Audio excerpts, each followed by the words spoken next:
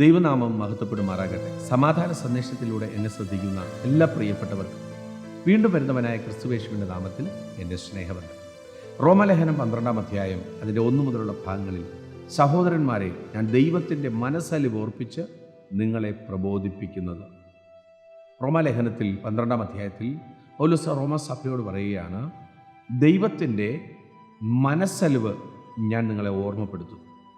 പ്രിയരെ, നമ്മുടെ ജീവിതത്തിനകത്ത് ഈ പാപം നിറഞ്ഞ ലോകത്തിൽ നാം സഞ്ചരിക്കുമ്പോൾ ദൈനംദിന ജീവിതത്തിനകത്ത് പ്രഭാതം തുടങ്ങി സായാഹ്നം വരെ പല മേഖലകളിൽ സഞ്ചരിച്ച് ദൈവത്തിന് ഇഷ്ടമുള്ളത് മാത്രം ചെയ്യാൻ വിളിക്കപ്പെട്ട നമ്മെ പലപ്പോഴും നമ്മൾ പോലും അറിയാതെ തെറ്റിലേക്ക് വഴുതി വീണു പാപചിന്തകളും പാപപ്രവൃത്തികളും മറ്റൊരു മേഖലയിലേക്ക് വലിച്ചു കൊണ്ടുപോകുമ്പോൾ അവിടെയൊക്കെ തകർന്നു പോകാതെ പൗലോസിൻ്റെ കൂടെ സഞ്ചരിച്ച ദേമാസ് എന്ന് പറഞ്ഞൊരു ദൈവമനുഷ്യൻ കൂടെ നടന്നിട്ടൊരു സ്ഥലം എത്തിയപ്പോൾ ഇതല്ല വേറെയാണ് ശരിയെന്ന് പറഞ്ഞ് ഇട്ടേച്ചു പോയ ഒരു ഭാഗമുണ്ട്.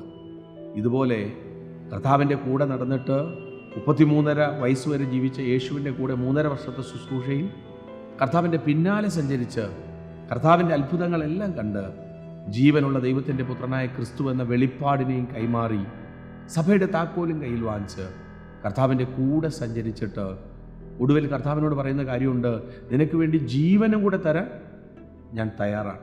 എന്നാൽ കർത്താവ് അവിടെ പറഞ്ഞൊരു കാര്യമുണ്ട്, ഇല്ല ശിമോനെ, ഇന്ന് കോഴി കൂകുന്നതിന് മുമ്പ് നീ എന്നെ 3 വട്ടം തള്ളിപ്പറയും. ജീവിതത്തിനകത്ത് ദൈവത്തിൻ്റെ മനസ്സലിവ്, കർത്താവ് എന്തു പറഞ്ഞോ അതുപോലെ പത്രോസിൻ്റെ ലൈഫിനകത്ത് വെളിപ്പെടുകയാണ്.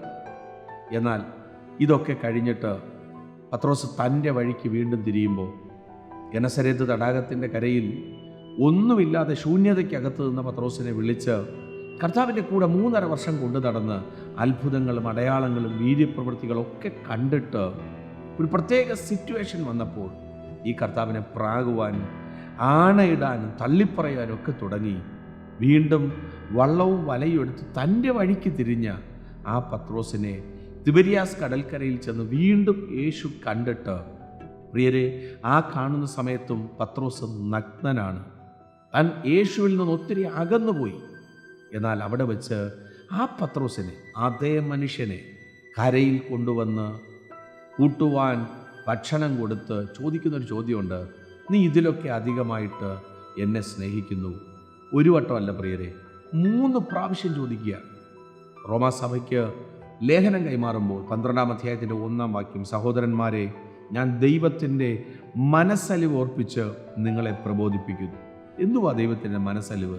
വേണമെങ്കിൽ ഈ പത്രോസിനെ തിരിഞ്ഞു നോക്കാതിരിക്കാം, വേണമെങ്കിൽ ഈ പത്രോസിനെ തള്ളിക്കളയാം. പ്രാഗിയവനല്ലേ, ആണയിട്ടവനല്ലേ, എൻ്റെ കൂടെ നടന്ന അത്ഭുതം കണ്ടവനല്ലേ, അപ്പക്കൊട്ട ചുമന്നവനല്ലേ, ഞാൻ ആരാണെന്ന് തിരിച്ചറിഞ്ഞവനല്ലേ. പക്ഷേ താൽക്കാലിക സുഖത്തിന് വേണ്ടി എല്ലാം ഇട്ടിട്ട് പോയില്ലേ, അവൻ എനിക്ക് വേണ്ട എന്നല്ല യേശു പറഞ്ഞത്. അതേ മനുഷ്യനെ തേടി വന്ന് ഏൽപ്പിച്ച ദൗത്യത്തിനകത്ത് പിന്നെയും പ്രവേശിപ്പിച്ചതുപോലെ ഈ സന്ദേശം കേൾക്കുമ്പോൾ ജീവിതത്തിനകത്ത് കർത്താവിൻ്റെ മനസ്സലിവിനെ ഒന്നോർത്ത് ആ കർത്താവിൻ്റെ പിന്നാലെ മുറുകെ പിടിച്ച് വിശ്വസ്തയോടെ സഞ്ചരിപ്പാൻ ദൈവം കൃപ ചെയ്യട്ടെ. വിശ്വസിക്കുക, പ്രാർത്ഥിക്കുക. ദൈവം വിശ്വസ്തൻ. God bless U.